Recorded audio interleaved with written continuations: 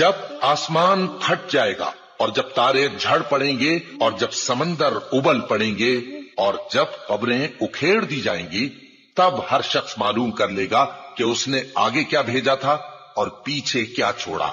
اے انسان، تجھ کو اپنے رب کریم کے بارے میں کس چیز نے دھوکہ دیا؟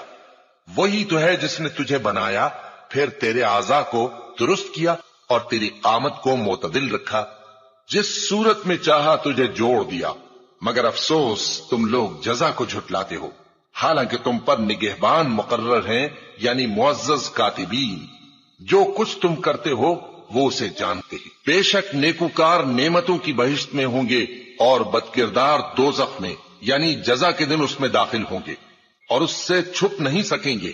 اور تمہیں کیا معلوم کہ جزا کا دن کیسا ہے؟ پھر تمہیں کیا معلوم کہ جزا کا دن کیسا ہے؟